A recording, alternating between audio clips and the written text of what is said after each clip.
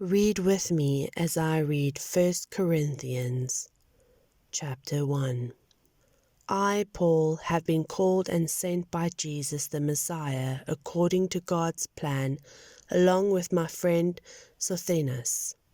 I sent this letter to you in God's church at Corinth, believers cleaned up by Jesus and set apart for a God-filled life. I include in my greetings all who can call out to Jesus wherever they live. He's their master as well as ours. May all the gifts and benefits that come from God our Father and the Master Jesus Christ be yours. Every time I think of you, and I think of you often, I thank God for your lives of free and open access to God given by Jesus. There's no end to what has happened to you. It's beyond speech, beyond knowledge. The evidence of Christ has been clearly verified in your lives. Just think, you don't need a thing. You've got it all. All God's gifts are right in front of you as you wait expectantly for our Master Jesus to arrive on the scene for the finale.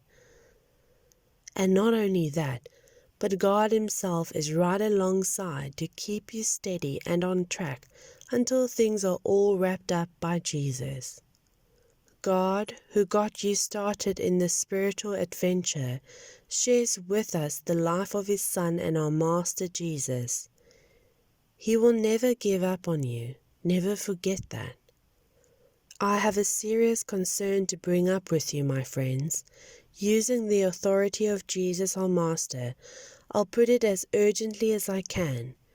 You must get along with each other. You must learn to be considerate of one another, cultivating a life in common.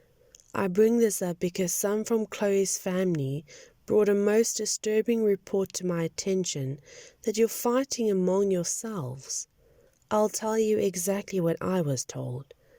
You're all picking sides, going around saying, I'm on Paul's side, or I'm for Apollos, or Peter is my man, or I'm in the Messiah group. I ask you, has the Messiah been chopped up in little pieces so we can each have a relic all our own? Has the Messiah been chopped up in little pieces so we can each have a relic of our own? Was Paul crucified for you? Was a single one of you baptized in Paul's name? I was not involved with any of your baptisms, except for Crispus and Gaius, and on getting this report, I'm sure glad I wasn't. At least no one can go around saying he was baptized in my name. Come to think of it, I also baptized Stephanas' family, but as far as I can recall, that's it.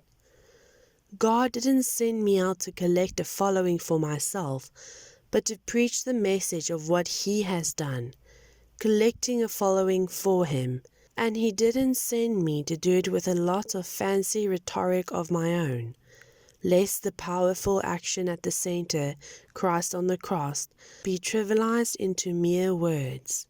The message that points to Christ on the cross seems like the sheer stillness to those hell-bent and destruction, but for those on the way of salvation it makes perfect sense.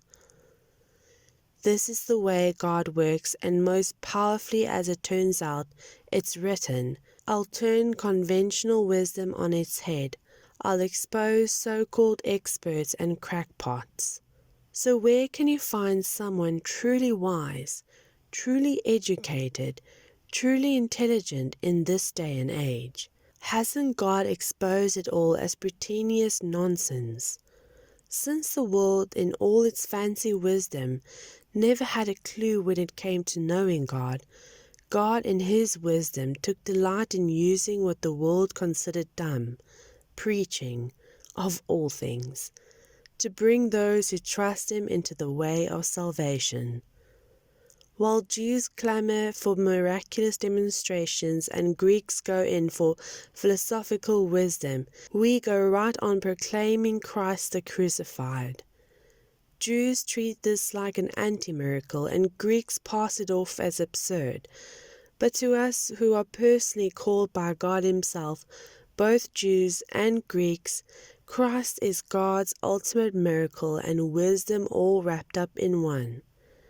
Human wisdom is so tinny, so impotent, next to the seemingly absurdity of God. Human strength can begin to compete with God's weakness. Take a good look, friends, at who you were when you got called into this life. I didn't see many of the brightest and the best. Among you not many influential, not many from high society families. Isn't it obvious that God deliberately chose men and women that the culture overlooks and exploits and abuses, chose these nobodies to expose the hollow pretensions of the somebodies? That makes it quite clear, and none of you can get by with blowing your own horn before God. Everything that we have, right thinking and right living and clean slate and fresh start, comes from God by way of Jesus Christ. That's why we have the saying, if you're going to blow a horn, blow a trumpet for God.